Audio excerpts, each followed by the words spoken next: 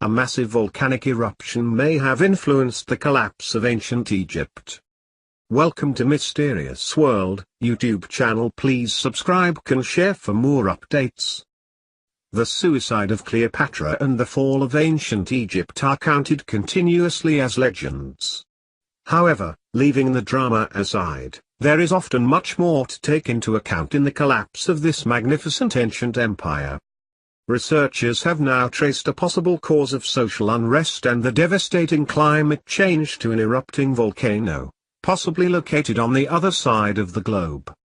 A team of historians has linked evidence of volcanic events found in ice cores with seasonal patterns of Nile flooding, arguing that this disruption of Egypt's lifeblood may have precipitated events that led to the decline of the ancient civilization.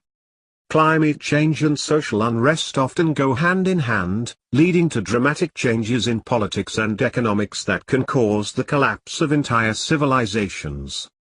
So the idea is not strange. But even reasonable assumptions need solid proof. That's the beauty of these weather records, says researcher Joseph Manning from Yale University. For the first time, you can see a dynamic society in Egypt, not just a static description of a group of texts in chronological order. The team relied on previous research detailing the calendar of significant volcanic eruptions over the past 2,500 years. Volcanoes do not have to shed lava on their backyard to be a problem.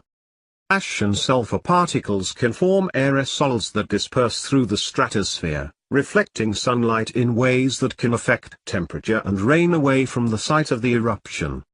To determine how Egypt's seasonal climate might have been affected by any timely eruption, researchers resorted to a monument known as Al-Miqyas or the Islamic Nilometer.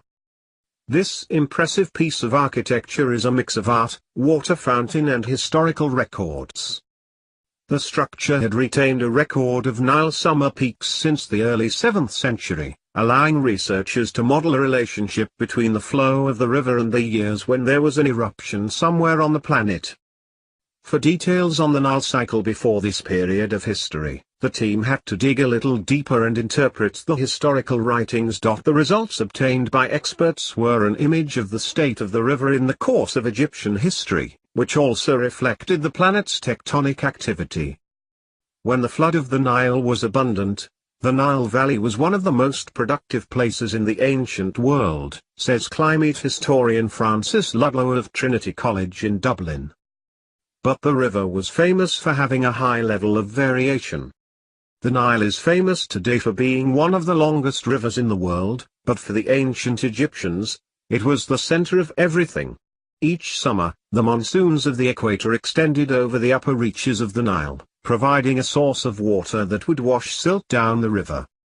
Without this annual supply of fertile land and water, Egypt's crops would simply die, leading to food shortages. Not to mention many disgruntled customers. Historical records indicate that one of these periods occurred during the rule of the Ptolemy dynasty, which started with the passing of Alexander the Great in 323 BC. In about 44 BC, during the reign of Queen Cleopatra VII, a particularly severe volcanic eruption elsewhere in the world cast a cloud of ash and hot gases into the atmosphere, suppressing the monsoons and leading to serious famine. But Cleopatra's government was in no way aided by a food shortage that upset the economy and helped pave the way for a plague or two, while rural people were venturing into the cities. Eventually, this social crisis made it much easier for Rome to pick up the fragments that Cleopatra death left in once tragically left in the 30 BC, possibly poisoned if not bitten by an asp. Volcanoes could also help explain another Ptolemaic mystery. The Roman historian Justin wrote of the warmonger Ptolemy III that, if he had not been called into Egypt due to riots in his homeland, he would have owned all the dominions of Seleucus. But what problems were so significant that one of the most successful rulers of the dynasty renounced his conquest and expansion beyond modern-day Iraq and Syria, and head back home? It seems that a volcano is to blame for kicking up a massive social unrest in ancient Egypt. We are yet to see any volcanic disruption to the monsoons of this century. But that could change at any time, Manning says. The potential for this should be taken into account in trying to agree on how the valuable waters of the Blue Nile will be managed between Ethiopia, Sudan, and Egypt. This research was published in Nature Communications.